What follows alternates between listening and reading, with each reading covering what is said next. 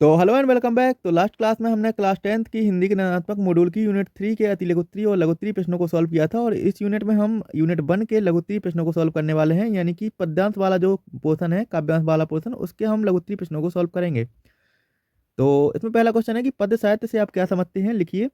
तो इसका आंसर है कि पद्य साहित्य से तात्पर्य काव्य साहित्य की उस विधा से होता है जिसमें काव्य, कविताएं, गीत, गजल, छंद, दोहे आदि की रचना की जाती है। पद्य साहित्य की जिन विधाओं में रचना की जाती है वहाँ कहानी या मन के भावों को व्यक्त करने के लिए गेयता का पुट दिया जाता है। गेयता यानी कि गायन, ठीक है, और गत्यात्मकता रूप दिया जाता है। इसके बाद दूसरे नंबर का क्वेश्चन है कि हिंदी पद्य साहित्य को कितने कालों में बांटा गया है, नाम लिखते हुए समयावधि भी लिखिए। ठीक है, तो इसका आंसर बन जाएगा कि आचार्य रामचंद्र शुक्ल ने हिंदी साहित्य के इतिहास को 4 युगों में बांटा है। ठीक है, तो जो हिंदी पद्य साहित्य का इतिहास है उसको 4 भागों में बांटा गया है, जो गद्य साहित्य का इतिहास है उसको 5 भागों में बांटा गया है ना। तो पद्य साहित्य के इतिहास को 4 भागों में बांटा गया है, तो इसको देख लेते हैं। पहला काल है आदिकाल, यानी कि वीरगाथा काल भी कहते हैं इसको। यह है संवत 1050 से 1375 तक। दूसरा है भक्ति काल, ठीक है, इसको पूर्व मध्यकाल भी कहते हैं। यह है संवत 1375 से 1700 तक। तीसरा है रीतिकाल, ठीक है, यह है संवत 1700 से 1900 तक। और चौथा है आधुनिक काल, ठीक है, यह है संवत 1900 से अब तक। इसके बाद तीसरा क्वेश्चन, यानी कि देख लेते हैं। तीसरा क्वेश्चन है कि रीतिकाल को श्रृंगार काल क्यों कहते हैं, लिखिए। ठीक है, तो इसका आंसर बन जाएगा कि रीतिकाल को श्रृंगार काल इसलिए कहा जाता है क्योंकि रीतिकाल में अधिकतर कवियों की रचनाओं में श्रृंगार रस की प्रधानता रही है। रीतिकाल के अधिकांश कवि दरबारों पर आश्रित कवि थे, इसलिए उन्हें अपने राजाओं के गुणगान में श्रृंगार प्रधान कविताओं की रचना करनी पड़ती थी। नायक और नायिका के सौंदर्य व प्रेम पर आधारित श्रृंगार परक रचनाएं रीतिकाल के कवियों की प्रमुख विशेषता रही हैं। इसी कारण रीतिकाल को श्रृंगार काल कहा जाता है। तो जो रीतिकाल में बेसिकली जो कवि होते थे वो जो राजा थे उनके राज दरबार में रहा करते थे और उनकी प्रशंसा करते थे। ठीक है, तो और उनके आनंद के लिए, यानी कि उनके मनोरंजन के लिए वो श्रृंगार रस पर आधारित कविताएं किया करते थे। ठीक है, तो इसलिए रीतिकाल को श्रृंगार काल कहते हैं। इसके बाद चौथे नंबर के क्वेश्चन को देखते हैं। चौथे नंबर का क्वेश्चन है कि रीतिकाल की विशेषताएं, प्रवृत्तियां लिखिए। विशेषताएं यानी कि प्रवृत्तियां। ठीक है, तो इसका आंसर है कि रीतिकाल की विशेषता निम्नानुसार है। पहला है लक्षण ग्रंथों का निर्माण। इस काल के कवियों ने संस्कृत के आचार्यों का अनुकरण कर लक्षण ग्रंथों का निर्माण किया। और दूसरा है आश्रयदाताओं की प्रशंसा। इस काल के कवि राजाओं के आश्रय में रहते थे, वे उन्हीं का गुणगान करते थे। ठीक है, तो ये तो हम लास्ट क्वेश्चन में देख चुके हैं कि आश्रयदाताओं की प्रशंसा की गई है। ठीक है, और रीतिकाल में आप ये भी लिख सकते हैं, इसकी तीसरी विशेषता में ये भी लिख सकते हैं कि रीतिकाल में जो है श्रृंगार रस का अधिकांश वर्णन किया गया है, या श्रृंगार रस पर आधारित कविताएं की गई। इसके बाद 5वें नंबर के क्वेश्चन को देख लेते हैं। तो जो 5वें नंबर का क्वेश्चन है वो है कि रीतिकाल के कवियों के नाम एवं प्रत्येक की एक एक रचना लिखिए। ठीक है, इस टाइप के क्वेश्चन हम जो लास्ट वीडियो है उसमें भी कर चुके हैं, वो गद्य खंड से संबंधित जो कवि थे, ठीक है, उसमें भी इस टाइप के क्वेश्चन आए हैं, और इसमें भी इसी टाइप के क्वेश्चन पूछे जाएंगे। तो 5वें नंबर का क्वेश्चन है कि रीतिकाल के कवियों के नाम एवं प्रत्येक की एक एक रचना लिखिए। तो इसका आंसर है कि रीतिकाल के ये कवि दिए गए हैं, यहाँ पर इनकी रचनाएं दी गई हैं। ठीक है, तो यहाँ पे कवि है केशवदास। ठीक है, केशवदास, इनकी रचना है रामचंद्रिका, रसिक प्रिया और रतन बावनी। ठीक है, और दूसरे हैं बिहारी लाल, तो इनकी रचना है बिहारी सतसाई। ठीक है, ये बहुत ही इजी सा क्वेश्चन है। ठीक है, वैसे भी आपको जो लेखक है उनकी रचनाएं, ठीक है, और उनके नाम याद रखने हैं, ये बहुत ही जरूरी है, इससे आपके कई क्वेश्चन बनेंगे। इसके बाद 6वें नंबर का क्वेश्चन है कि प्रयोगवादी काव्य की विशेषताएं यानी कि प्रवृत्तियां लिखिए। ठीक है, तो इसका उत्तर बन जाएगा कि प्रयोगवादी काव्य की कोई 4 विशेषताएं एवं प्रवृत्तियां। ठीक है, तो यहाँ पे बेसिकली 2 प्रवृत्तियां दी गई हैं, यहाँ पे 4 को हटा दीजिए आप। तो इसमें पहली विशेषता है कि नवीन उपमानों का प्रयोग किया गया है इसमें। ठीक है, तो इस काल के कवियों ने अपनी रचनाओं में नवीन उपमानों का प्रयोग किया है। ठीक है, इसलिए इसको प्रयोगवाद कहा गया है, क्योंकि उन्होंने नवीन उपमानों का प्रयोग किया है अपनी कविताओं में। और दूसरा है मुक्त छंदों का प्रयोग। इस काल के कवियों ने अपनी रचनाओं में मुक्त छंदों का प्रयोग किया है। ठीक है, तो बहुत ही इजी इजी से आंसर हैं, बहुत ही सरल करके आपको बताए गए हैं। ठीक है, तो इनको याद रखना। इसके बाद 7वें नंबर का जो क्वेश्चन है, 7वें नंबर क्वेश्चन है कि प्रयोगवाद के कवियों के नाम एवं प्रत्येक की एक रचना लिखिए। ठीक है, तो प्रयोगवाद के जो कवि हैं वो है अज्ञे, ये बहुत ही प्रसिद्ध कवि माने जाते हैं प्रयोगवाद के। इनकी रचना है हरी घास पर क्षण भर। ठीक है, और दूसरा है इनका भग्गदूत, और तीसरी है आंगन के पार द्वार।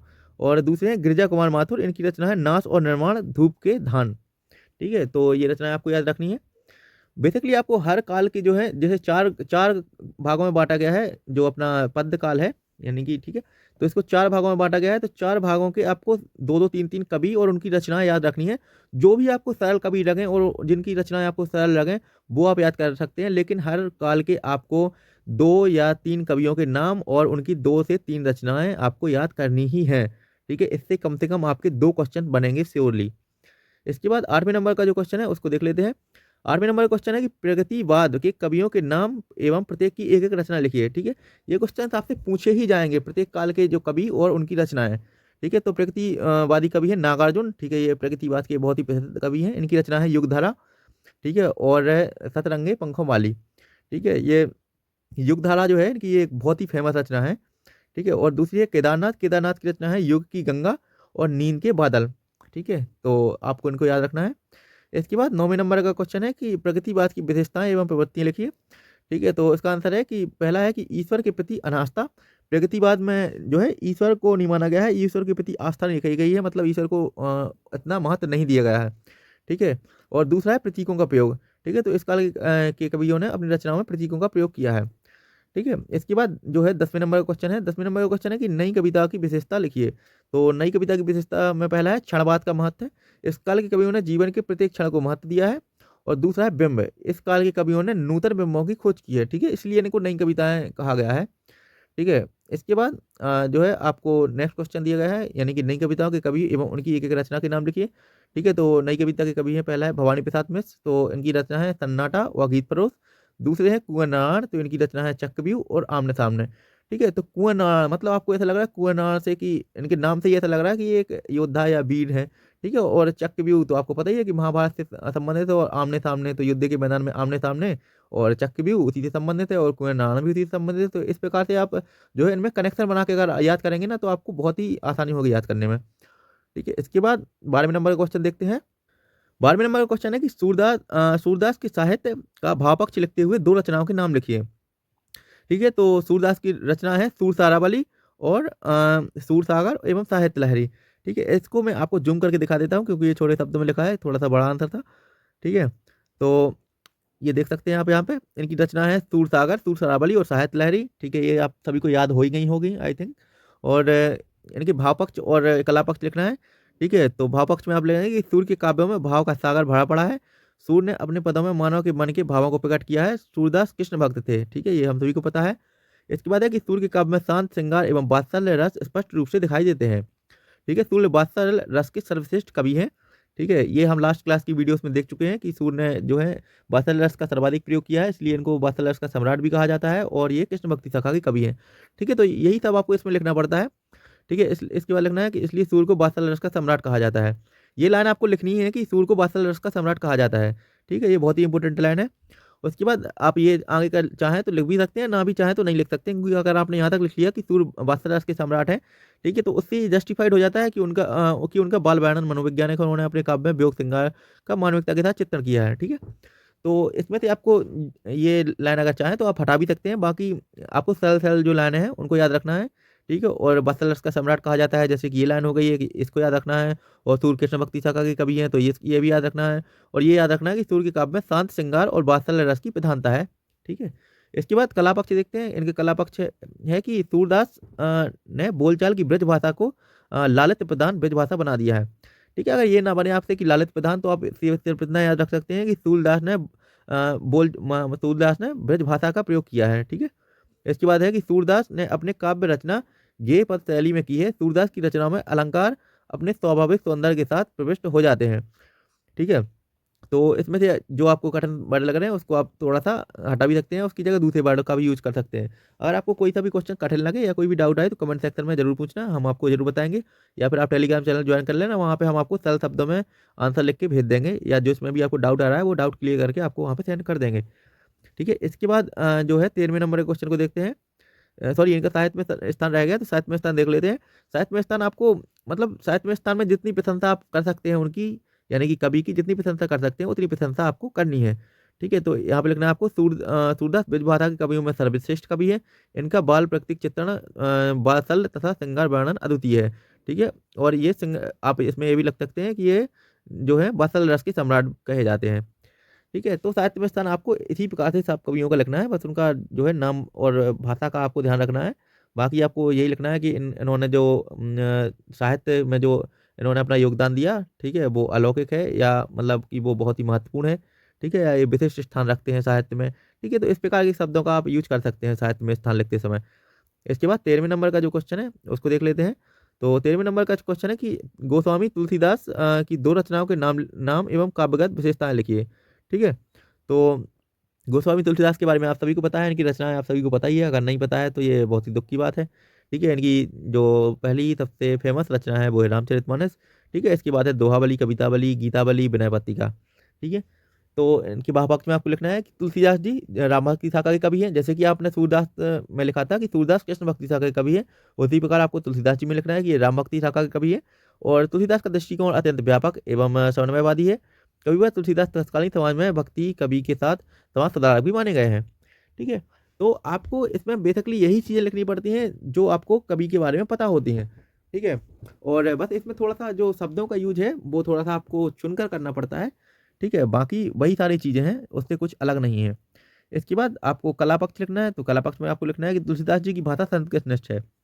ठीक है, तो बेसिकली जो भाव पक्ष है, भाव पक्ष में आप लिखेंगे उन्होंने उन्होंने जो अलंकार का प्रयोग किया है वो जिस भक्ति शाखा के कवि हैं या जिस शाखा के कवि हैं वो, ठीक है, उस शाखा का नाम लिखेंगे आप। ठीक है, और उन्होंने जिस जिस अलंकार का प्रयोग किया है, जिस काव्य का प्रयोग किया है वो आप लिखेंगे। ठीक है, और लिखेंगे कि उनका दृष्टिकोण व्यापक है, या उन्होंने है ना तत्कालीन समाज में क्या क्या योगदान दिए, ये सारी चीज़ें आप भाव पक्ष में लिखेंगे। ठीक है, और कला पक्ष में आपको बेसिकली भाषा और शैली से संबंधित चीज़ें लिखनी पड़ती हैं। तो जैसे कि उनकी भाषा संस्कृतनिष्ठ है। ठीक है, भाषा में अवधी एवं ब्रज भाषा के साथ शब्दों के साथ कहीं कहीं अरबी फारसी भाषा की लोकोक्तियों का भी प्रयोग मिलता है। ठीक है, तो बेसिकली यहाँ पे भाषा की ही बात चल रही है अभी तक। ठीक है, इसके बाद लिखना है कि इन्होंने अपनी रचनाओं में दोहा, चौपाई, कवित्त, सोरठा, हरिगीत का सवैया आदि छंदों का प्रयोग किया है। ये आप सभी ने अगर रामचरितमानस पढ़ी है तो आपको उसमें पता होगा कि दोहा, कविता, चौपाई ये सारी चीज़ें रामचरितमानस में हैं। ठीक है, तो इन सभी चीज़ों का उन्होंने यूज़ किया है। और तुलसीदास जी के काव्य में प्रबंध एवं वक्तव्य दोनों प्रकार के काव्यों का उत्कृष्ट रूप मिलता है। ठीक है, तो इन्होंने लास्ट वाली लाइन अगर आपको डिफिकल्ट लगे या आपको याद ना हो जिन भी छात्रों को, ठीक है, तो वो आप स्किप भी करेंगे तो दिक्कत नहीं होगी। बाकी जो छात्र याद कर सकते हैं वो ज़रूर याद करें। ठीक है, इसके बाद साहित्य में स्थान में तो आपको पता ही है कि क्या लिखना है। तो साहित्य में स्थान में लिखना है कि तुलसीदास जी हिंदी के सर्वश्रेष्ठ कवि हैं। ठीक है, इन्हें समाज का पथ प्रदर्शक कवि कहा जाता है। वास्तव में तुलसीदास जी हिंदी के अमर कवि हैं जो युगों युगों तक हमारे बीच जीवित रहेंगे। ठीक है, ये चीज़ आपको हमेशा लिखनी है। जो हर कवि को, जिस भी कवि का आप साहित्य में स्थान लिखेंगे उसमें लिखना है कि युगों युगों तक हमारे बीच जीवित रहेंगे या युगों युगों तक ये याद रखे जाएंगे। ठीक है, इस तरीके के शब्द आप इसमें यूज कर सकते हैं और इसको आप खुद से बनाना सीखेंगे ना, आप इसके बारे में थोड़ा सा सोचेंगे तो आपको समझ में आ जाएगा कि इसको कैसे लिखा जाता है। इसके बाद नेक्स्ट क्वेश्चन यानी कि 14वें नंबर के क्वेश्चन को देखते हैं।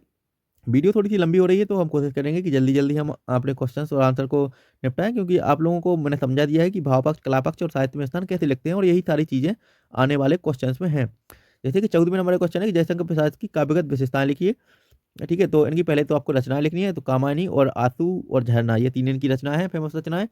इसके बाद भाव पक्ष लिखना है, तो भाव पक्ष में लिखना है कि प्रसाद जी ने भारतीय अतीत के गौरवपूर्ण रूप को अपने साहित्य में उभारा है। उनका साहित्य शक्ति और ओज का साहित्य है, उसमें उत्साह और उमंग का आलोक है, प्रेम, करुणा और सौंदर्य की स्निग्ध आभा है। उनके काव्य में प्राकृतिक छवियों के साथ प्राकृतिक प्रतीकों का अतुलनीय वर्णन है। इसके बाद कला पक्ष में लिखना है कि उनकी भाषा में सहज प्रभाव एवं काव्य सौंदर्य है। उन्होंने मोहक प्रतीक शैली का अपूर्व प्रयोग किया है। रूपक, उत्प्रेक्षा, संदेह, विरोधाभास आदि अलंकारों के साथ ही प्रकृति के सफल प्रयोग किए हैं। इसके बाद साहित्य में स्थान लिखना है, जो कि आप लोगों को बता ही चुका हूँ, ये आप लोगों को पता हो गया होगा कैसे लिखना है। साहित्य में स्थान में लिखना है कि हिंदी में छायावादी काव्य को प्रतिष्ठित करने वाले साहित्यकारों में प्रसाद जी का प्रमुख स्थान है। छायावाद के जनक जयशंकर प्रसाद जी का हिंदी साहित्य के आधुनिक रचनाकारों में विशिष्ट स्थान है और इनको अपनी रचनाओं के लिए युगों युगों तक याद रखा जाएगा। ठीक है, इसके बाद 15वें नंबर का क्वेश्चन देखते हैं। 15वें नंबर का क्वेश्चन है कि गोपियों द्वारा युद्धों को भगवान कहने के पीछे क्या व्यंग निहित है। ठीक है, तो इसका आंसर है कि गोपियाँ उद्धव से कहती हैं कि कृष्ण के समीप रहकर भी तुम कृष्ण से प्रेम में नहीं बंधे हो, तुम बहुत भाग्यशाली हो। यहाँ पर वे असल में व्यंग कर रही हैं कि तुमसे अधिक भाग्यहीन कोई नहीं हो सकता जो कृष्ण के प्रेम के आनंद को महसूस नहीं कर सकते। ठीक है, इसके बाद 16वें नंबर का क्वेश्चन है कि उद्धव के व्यवहार की तुलना किस किस से की गई है। तो इसका आंसर है कि उद्धव के व्यवहार की तुलना कमल पत्र से की गई है, जो पानी में रहकर भी पानी से गीला नहीं होता। उद्धव की तुलना तेल युक्त घड़े से की गई है, जो कि जल में डूबने पर भी उस पर पानी नहीं ठहर पाता। ठीक है, अगर कोई भी क्वेश्चन आपको समझ में नहीं आता है तो आप हमें बता सकते हैं हम। ठीक है, हम उसका आपको शॉर्ट वीडियो के माध्यम से या आपको जो है टेलीग्राम पर लिख के आपको समझा सकते हैं उसको। ठीक है, क्योंकि वीडियो लंबी हो रही है तो आप लोग बोर हो जाएंगे, इसलिए मैं जल्दी जल्दी थोड़ा सा क्वेश्चन को बताने की कोशिश कर रहा हूँ।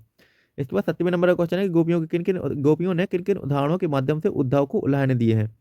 ठीक है, तो इसमें है कि गोपियों ने निम्नलिखित उदाहरणों के माध्यम से उद्धव को उलाहने दिए हैं।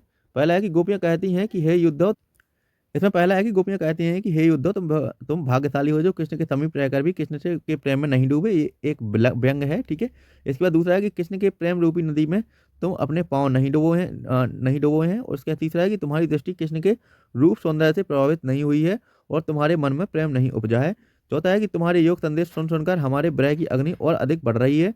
पांचवा है कि तुम पहले से ही चतुर थे और अब कृष्ण से राजनीति पढ़कर और अधिक चतुर बन गए हो। इसके बाद 18वें नंबर के क्वेश्चन को देखते हैं। 18वें नंबर का क्वेश्चन है कि उद्धव द्वारा दिए गए योग के संदेश ने गोपियों की विरहाग्नि में घी का काम कैसे किया। तो इसका आंसर है कि गोपियां श्री कृष्ण के आने की आस लगाकर बैठी थी। वे मान रही थी कि कृष्ण उनसे मिलने अवश्य आएंगे या फिर प्रेम संदेश भेजेंगे। इसी आस के बल पर वे विरह में जी रही थी, परंतु उद्धव के माध्यम से भेजे गए योग संदेश ने उन्हें बहुत दुख पहुंचाया और उनकी विरहाग्नि बढ़ा दी। इसके बाद नेक्स्ट क्वेश्चन यानी कि 19वें नंबर के क्वेश्चन को देखते हैं। 19वें नंबर का क्वेश्चन है कि मर्यादा ना लही के माध्यम से कौन सी मर्यादा ना रहने की बात की जा रही है। तो इसका आंसर है कि प्रेम की यही मर्यादा है कि प्रेमी और प्रेम का दोनों प्रेम को निभाएं, वे प्रेम की सच्ची भावना को समझें और उनकी उसकी मर्यादा की रक्षा करें, क्योंकि प्रेम के बदले प्रेम करना ही प्रेम की मर्यादा है। परंतु श्री कृष्ण ने गोपियों से प्रेम निभाने की बजाय उनके लिए नीरस योग संदेश भेज दिया, जो कि गोपियों के लिए एक छलावा था, भटकावा था। वापस लौटने का वचन देकर भी कृष्ण गोपियों से मिलने नहीं आए। इसी छल को गोपियों ने मर्यादा ना लही अर्थात मर्यादा का उल्लंघन कहा है, ठीक है। इसके बाद 20वां है कि गोपियों के अनुसार राजा का धर्म क्या होना चाहिए। तो इसका आंसर है कि गोपियों के अनुसार राजा का धर्म प्रजा के हित का पूरा ध्यान रखना होना चाहिए। प्रजा को किसी प्रकार से नहीं सताया जाना चाहिए। राजा का दायित्व प्रजा की भलाई करना है तथा विपत्तियों से प्रजा की रक्षा करना है। इसके बाद 21वें नंबर का क्वेश्चन है कि गोपियों ने उद्धव से योग की शिक्षा कैसे लोगों को देने की बात कही। ठीक है, तो गोपियाँ कहती हैं कि हे युद्धव, योग संदेश उन लोगों को दीजिए जिनका चित्त यानी कि मन अस्थिर है, अर्थात जो चंचल मन वाले हैं। हमें इसकी आवश्यकता नहीं है, क्योंकि हमारा मन तो श्री कृष्ण पर स्थिर हो गया है और कहीं लगता ही नहीं। ठीक है, ये बेसिकली बहुत ही सरल ये सारे जो क्वेश्चंस हैं ये बहुत ही सरल क्वेश्चंस हैं और ये जो पार्ट है बहुत ही इंटरेस्टिंग पार्ट है। अगर आपने कृष्ण लीला देखी है तो आपको पता होगा कि ये पार्ट कहाँ से लिया गया है कृष्ण लीला में। तो बेसिकली होता ऐसा है कि जब श्री कृष्ण मथुरा चले जाते हैं, ठीक है, तो गोपियों से वो वादा करके जाते हैं कि हम वापस लौट के आएंगे, ठीक है, और गोपियाँ बहुत उदास हो जाती हैं उस टाइम पे कि अब हमें इनसे दूर रहना पड़ेगा। तो वो बोलते हैं कि हम वापस आएंगे, पर वो वापस नहीं आते। वो उद्धव को वापस भेजते हैं कि योग जो है गोपियों का मन नहीं लग रहा है, वो बहुत ही उदास हैं, तो उनको आप योग संदेश देकर आओ ताकि उनका मन जो है वो स्थिर हो जाए, ठीक है, भटके नहीं इधर उधर, मतलब कि हमारी तरफ ना जाए। ठीक है, तो उद्धव आते हैं योग संदेश लेकर। तो गोपियाँ उनको बहुत सारी बातें सुनाती हैं कि तुम हमारे कृष्ण कृष्ण को ले गए हमसे दूर, ठीक है, और अब हम तुम हमें योग संदेश लेकर आए हो हमारे लिए, ठीक है। और वो बोलती हैं कि हमें इस योग संदेश की ज़रूरत नहीं है, क्योंकि योग की शिक्षा हमारे लिए नहीं है, वो उन लोगों के लिए है जिनका जो मन है वो अस्थिर रहता है। लेकिन वो बोलती हैं कि हमारा मन तो स्थिर है, हमारा मन तो श्री कृष्ण पर स्थिर हो गया है, ठीक है, ये योग संदेश आप किसी और को जाकर दीजिए। ठीक है, तो इस प्रकार का जो है एक संवाद होता है। इसके बाद नेक्स्ट क्वेश्चन यानी कि 22वें नंबर के क्वेश्चन को देखते हैं। 22वें नंबर का क्वेश्चन है कि परशुराम के क्रोध करने पर लक्ष्मण ने धनुष के टूट जाने के लिए कौन कौन से तर्क दिए। ठीक है, ये लेसन भी बहुत ही इंपॉर्टेंट और बहुत ही इंटरेस्टिंग है। ठीक है, अगर आपने जो है रामलीला देखी है, वैसे आपने देखी होगी बचपन में, ठीक है, तो वहाँ से ही लिया गया है और आपको पूरी तरह से समझ में आएगा। तो इसका आंसर है कि परशुराम के क्रोध करने पर लक्ष्मण ने धनुष टूट जाने के लिए निम्नलिखित तर्क दिए हैं। ठीक है, वो बोलते हैं कि श्री राम ने धनुष को नया और बेहद मजबूत समझकर सिर्फ धनुष को छुआ भर था, लेकिन वह धनुष अत्यंत पुराना निकला और अंततः वह टूट गया। वह जीर्ण शीर्ण अवस्था में अर्थात कमजोर था, अतः श्री राम के छूते ही टूट गया। इस धनुष के टूटने पर राम भैया को कोई लाभ हानि नहीं दिखती। ठीक है, ये उन्होंने एक प्रकार से व्यंग किया था जब परशुराम जी गुस्सा होकर आए थे। तो इसके बाद 23वें नंबर का क्वेश्चन है कि परशुराम के क्रोध करने पर राम और लक्ष्मण की जो प्रतिक्रियाएं हुई उनके आधार पर दोनों के स्वभाव की विशेषताएं लिखी हैं। ठीक है, तो इसका आंसर देख लेते हैं, इसको थोड़ा सा जूम कर लेते हैं क्योंकि ये थोड़ा सा छोटा हो गया है। तो इसमें देखते हैं राम के स्वभाव की विशेषताएं देखते हैं। राम स्वभाव से कोमल और विनयी है। उनके मन में बड़ों के प्रति श्रद्धा और आदर है। वे गुरुजनों के सामने झुकना एवं उनकी आज्ञा का पालन करना अपना धर्म समझते हैं। वे महाक्रोधी होने पर भी स्वयं को उनका दास कहते हैं। राम मृदुसी थे। परशुराम एवं लक्ष्मण के कटु वार्तालाप के समय उन्होंने जल के समान शांत करने वाले वचन कहे। इस प्रकार वे परशुराम का दिल जीत लेते हैं। ठीक है, तो राम जी के स्वभाव की ये विशेषता है। इसके बाद लक्ष्मण जी के जो स्वभाव की विशेषता है वो आपको पता ही है कि लक्ष्मण जी का स्वभाव कैसा था, वो एकदम क्रोधित स्वभाव वाले व्यक्ति थे। ठीक है, तो लक्ष्मण जी राम के विपरीत हैं। वे बहुत उग्र और प्रचंड हैं। वे व्यंग वचनों से परशुराम को छलनी छलनी कर देते हैं। उनकी योग्यता और कठोर वचनों को सुनकर न केवल परशुराम भड़क उठते हैं, बल्कि अन्य सभाजन भी उनके व्यवहार को अनुचित कहने लगते हैं। लक्ष्मण तर्कशील स्वभाव वाले थे, वे अत्यंत बुद्धिमान थे, तभी तो क्रोधित परशुराम की प्रशंसा करते करते भी व्यंग कर देते थे। लक्ष्मण वाक्पटु थे, परशुराम की बातों का उत्तर उन्हें बड़ी ही चतुराई से दिया। तो बेसिकली ये है, ये स्वभाव की विशेषताएं आपको दोनों लोगों के जो स्वभाव है उनका पता ही है।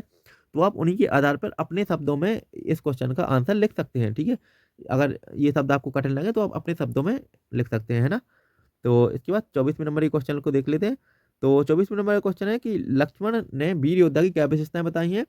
तो उन्होंने निम्नलिखित विशेषताएं बताई हैं। पहला है कि वीर योद्धा धैर्यवान होते हैं, वे क्षोभ से रहित होते हैं, वीर पुरुष किसी को अपशब्द नहीं कहते, वीर युद्ध के मैदान में वीरता पूर्ण कार्य करके दिखाते हैं, वे युद्ध में शत्रु को उपस्थित पाकर अपने प्रताप की ढींग नहीं मारा करते। ये बेसिकली उन्होंने जो परशुराम जी जब क्रोधित हो गए थे तभी उन्होंने ये क्रोध में विशेषताएं बताई थी कि वीर योद्धा की ये विशेषताएं हैं। इसके बाद 25वें नंबर का क्वेश्चन है कि स्मृति को पाथेय बनाने से कवि प्रसाद जी का क्या आता है, ठीक है। तो इसका आंसर है कि अपने जीवन की राह में आगे बढ़ते हुए पुराने सुखद क्षणों को याद करके ही वह अपना सफर तय कर कभी अपने जीवन की मधुर स्मृतियों को अपना संबल मानता है। वह उन्हीं स्मृतियों के सहारे से अपना जीवन जी रहा है। इस प्रकार उसकी मधुर स्मृतियां ही उसकी यात्रा को सफल बनी हुई हैं। स्मृति के पाथे बनने से कवि का यही असर है। मुरझुराकर गिर रही पत्तियां किसका प्रतीक है, ठीक है। तो इसके माध्यम से कवि जयशंकर प्रसाद क्या कहना चाहते हैं। तो इसका उत्तर है कि मुरझुराकर गिर रही पत्तियां मनुष्य को मिलने वाले दुखों और नश्वरता का प्रतीक है। इनके माध्यम से कवि कहना चाहता है कि मानव जीवन में अभाव और कष्टों का ऐसा प्रभाव पड़ता है कि उसकी सहज और सरल जीवन निराशा को प्राप्त हो जाता है। इसके बाद 27वें नंबर का क्वेश्चन है कि कवि निराला बादलों से फुहार रिमझिम या बरसने के स्थान पर गरजने के लिए कहते हैं, क्यों। तो इसका आंसर है कि कवि निराला ने बादलों से फुहार रिमझिम या बरसने के स्थान पर गरजने के लिए इसलिए कहा है क्योंकि बादलों की गर्जन में क्रांति के उत्साह का उद्बोधन छिपा है। सामाजिक क्रांति लाने के लिए इसी गर्जन की आवश्यकता है। विनम्रता या शालीनता से क्रांति संभव नहीं और बिना क्रांति के परिवर्तन संभव नहीं है। बादलों की गर्जना से सारा समाज जागरूक हो जाता है, इसलिए बादलों से गरजने के लिए कहा गया है। इसके बाद नेक्स्ट क्वेश्चन यानी कि 28वें नंबर के क्वेश्चन को देखते हैं। 28वें नंबर का क्वेश्चन है कि उत्साह कविता में बादल किन किन अर्थों की ओर संकेत करता है, ठीक है। तो इसका आंसर है कि उत्साह कविता में बादल कई अर्थों की ओर संकेत करता है। पहला है कि बादल वर्षा करके ताप से तपती धरती को शीतल करते हैं। दूसरा है बेचैन तथा अनमने लोगों को शांति प्रदान करते हैं। तीसरा है बादल बरसने पर ही किसान अपनी खेती प्रारंभ करता है, ठीक है। चौथा है कि बादल जल देते हैं, जल को जीवन माना गया है। पांचवा है बादल क्रांति के दूत हैं और सामाजिक परिवर्तन के प्रेरक हैं, ठीक है। इसलिए जब निराला जी ने कहा था कि बादल बरसने की बजाय तुम गरजो ताकि, ठीक है, जो क्रांति है, क्रांति की भावना उत्पन्न हो सके। इसके बाद नेक्स्ट क्वेश्चन को देखते हैं। नेक्स्ट क्वेश्चन यानी कि 29वें नंबर का क्वेश्चन है। 29वें नंबर का क्वेश्चन में है कि कवि निराला की आंख फागुन की सुंदरता से क्यों नहीं हट रही है, ठीक है। तो इसका आंसर है कि फागुन मास में प्रकृति का सौंदर्य अपने चरम पर है। पेड़ पौधे जो हैं वो पत्तों से लदे हुए हैं। चारों तरफ रंग बिरंगे फूलों की शोभा बिखरी है। भीनी भीनी सुगंध सभी ओर से आ रही है। प्रकृति की जो सुंदरता है वो इतनी मनोरम है कि उससे कवि की आंख हटना नहीं चाहती है। इसके बाद नेक्स्ट है यानी कि 30वें नंबर का क्वेश्चन। 30वें नंबर के क्वेश्चन में है कि फागुन में ऐसा क्या होता है जो बाकी ऋतुओं से भिन्न है। तो इसका आंसर है कि फागुन में बसंत ऋतु आती है तथा इस समय पेड़ पौधे हरे लाल पत्तों रंग बिरंगे फूलों से लदे होते हैं। चारों ओर भीनी भीनी सुगंधित हवा चलती है। ना सर्दी होती है ना गर्मी, ठीक है। मौसम मनोहर होता है। पक्षी चहचहाते रहते हैं। यह ऋतु जो है ऋतुओं का राजा मानी गई है। इतना सुहावना तथा मनोरम वातावरण अन्य किसी ऋतु में नहीं होता, इसलिए फागुन अन्य ऋतुओं से भिन्न होता है, ठीक है। तो बेसिकली जो है फागुन ऋतु में जो है बसंत का सीजन रहता है, ठीक है। तो इसमें जो पेड़ पौधे हैं वो हरे भरे हो जाते हैं, उनमें पत्ते आ जाते हैं, चारों तरफ फूल खिल जाते हैं, ठीक है। पक्षी चहचहाने लगते हैं, बस। तो यही है कि जो फागुन मास है वो बाकी ऋतुओं से भिन्न होता है, ठीक है। और जो बसंत है वो बसंत को ऋतुओं का राजा माना ही गया है। तो बस यही सारे रीजन आपको लिखने हैं, इसको ज़्यादा रटने की जरूरत नहीं है, इसको आप थोड़ा सा समझ लेंगे तो आप कर पाएंगे इसको, ठीक है। इसके बाद 31वां क्वेश्चन है कि होली के आसपास प्रकृति में जो परिवर्तन दिखाई देते हैं उन्हें अपने शब्दों में लिखिए। तो इसका आंसर है कि होली के समय चारों तरफ का वातावरण रंगों से भर जाता है। चारों तरफ रंग ही रंग बिखरे होते हैं। प्रकृति भी उस समय रंगों से वंचित नहीं रह पाती। प्रकृति के हरे भरे वृक्ष तथा रंग बिरंगे फूल होली के महत्व को और अधिक बढ़ा देते हैं, ठीक है। तो बेसिकली यही है इसमें पूरे में कि जो पेड़ पौधे हैं वो हरे भरे हो जाते हैं, चारों तरफ जो है रंग बिरंगे फूल खिल जाते हैं, ठीक है। और वातावरण जो है वो अच्छा यानी कि सुहावना हो जाता है। बस यही आपको लिखना है, आपको से जो भी इस टाइप का क्वेश्चन पूछे तो।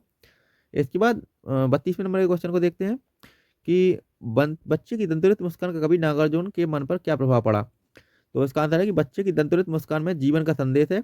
उसे ऐसा लगता है कि मानो उसकी झोपड़ी में कमल का फूल खिल उठा हो, मानो पत्थर जैसे दिल में प्यार की धारा उमड़ पड़ी हो, या बबूल के पेड़ से शेफालिका के फूल झड़ने लगे हों। उसके मन में बच्चों की माँ के प्रति भी कृतज्ञता का भाव आ जाता है।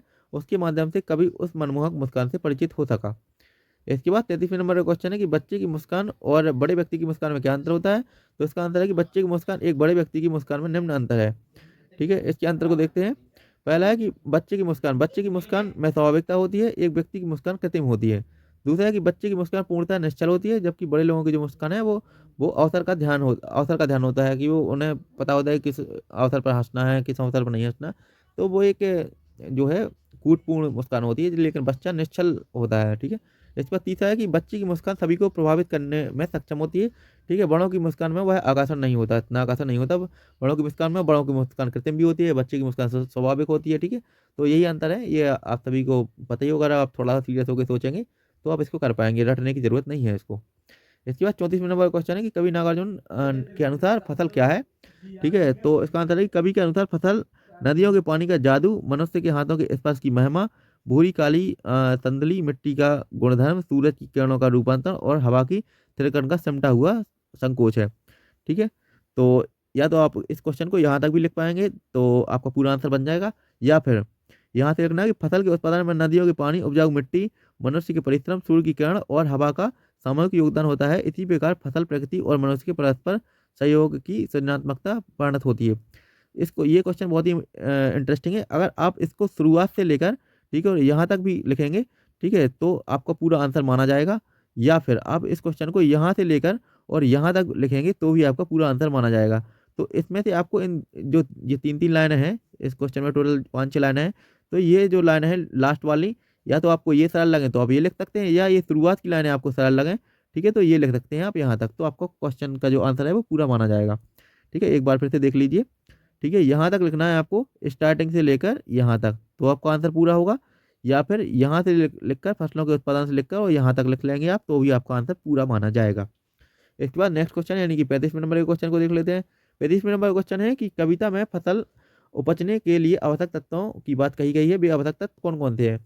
ये हम सभी को पता है कौन से होते हैं। पानी फसल के बहुत जरूरी होता है, उपजाऊ मिट्टी भी फसल के लिए जरूरी होती है, सूरज की धूप भी फसल के लिए बहुत जरूरी होती है, हवा भी जरूरी होती है, और मनुष्य द्वारा किया गया परिश्रम भी बहुत जरूरी होता है फसल उगाने के लिए। तो ये 5 चीज़ें हैं, ये 5 चीज़ें फसल को उपजाने के लिए बहुत ही इंपॉर्टेंट होती हैं। इसके बाद नेक्स्ट क्वेश्चन है यानी कि 36वें नंबर के क्वेश्चन को देखते हैं। 36वें नंबर का क्वेश्चन है कि फसल को हाथों के स्पर्श की गरिमा और महिमा कहकर कवि क्या व्यक्त करना चाहता है। तो इसका आंसर है कि कवि ने फसल को हाथों के स्पर्श की महिमा और गरिमा इसलिए कहा है क्योंकि फसलों को उपजाने में केवल बीज, खाद, मिट्टी, सूर्य और हवा का सहयोग कहीं अपितु उसे उपजाने में मनुष्य के परिश्रम का भी महत्वपूर्ण योगदान है। मानव खेतों में दिन रात परिश्रम करके इन स्वर्णमयी फसलों को उत्पन्न करता है। इस तरह फसलों को मानव पोषण करने में, खैर छोड़ो इसको, मैं आपको सीधी सीधी सिंपल भाषा में समझाता हूँ।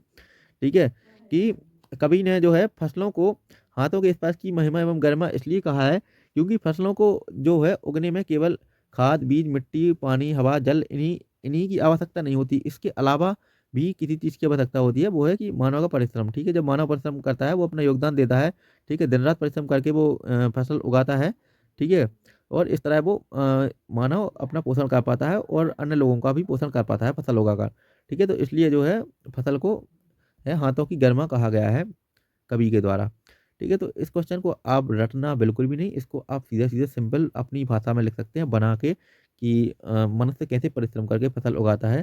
ठीक है, केवल हवा, पानी, मिट्टी से बस से फसल को नहीं उगाया जा सकता, जब तक उसमें परिश्रम नहीं लगता तब तक फसल नहीं उग सकती। ठीक है, इसके बाद 37वें नंबर के क्वेश्चन को देखते हैं। 37वें नंबर का क्वेश्चन है कि कवि नागार्जुन ने फसल को हजार हजार खेतों में मिट्टी का गुणधर्म क्यों कहा है। ठीक है, तो फसल को हजार हजार खतों की मिट्टी का गुणधर्म इसलिए कहा गया है क्योंकि प्रत्येक मिट्टी में अनेक प्रकार के खनिज और पोषक तत्व होते हैं जिनसे पौधा रस लेकर अपना पोषण करता है, जिनसे वो जिनसे उनका जिनसे उनका स्वाद और प्रभाव अलग अलग हो जाता है। ठीक है, इसके बाद 38वें नंबर का क्वेश्चन देखते हैं। 38वें नंबर का क्वेश्चन है कि संगीतकार किन किन रूपों से मुख्य गायक गायिका की मदद करते हैं। तो इसका आंसर है कि संगीतकार निम्नलिखित रूपों में मुख्य गायक गायिका की मदद करते हैं। ठीक है, यहाँ से आप लिखेंगे जब मुख्य गायक लय से भटक जाते हैं तो संगीतकार उनके लय के भटक को संभालते हैं। गायक के समय यानी कि गायन के समय जब मुख्य गायक का स्वर धीमा हो जाता है तो संगीतकार उसमें अपना स्वर मिलाते हैं। संगीतकार मुख्य गायक के गाने में कोई बाधा नहीं डालते। संगीतकार मुख्य गायक को अकेला महसूस नहीं होने देते। ठीक है, तो ये संगीतकार की मुख्य गतिविधियां हैं या जो वो मदद है वो है। ठीक है, तो यहाँ पर जो है हमने यूनिट वन के जो है सारे लघुत्तरीय प्रश्नों को यहाँ पे फिनिश कर लिया है। ठीक है, और आने वाले जो हैं वीडियोस में हम आने वाली आगे की जो यूनिट्स हैं उसको सॉल्व करेंगे। बाकी हम अपनी लास्ट की वीडियोस में यूनिट 3, यूनिट 6, यूनिट 7, ठीक है, यूनिट 1 इन सारी यूनिट्स को सॉल्व कर चुके हैं। और वो वीडियो आपने नहीं देखी है तो डिस्क्रिप्शन में लिंक मिल जाएगा, वहाँ से जाके आप चेकआउट कर सकते हैं। बाकी टेलीग्राम चैनल का लिंक हमारे यूट्यूब चैनल की बायो में आपको मिल जाएगा, वहाँ से जाके ज्वाइन कर सकते हैं। वहाँ पे कोई भी डाउट पूछ सकते हैं और कमेंट सेक्शन में जरूर बताना कि नेक्स्ट वीडियो किस टॉपिक पर बनाएं। बाकी थैंक यू, पढ़ते रहें।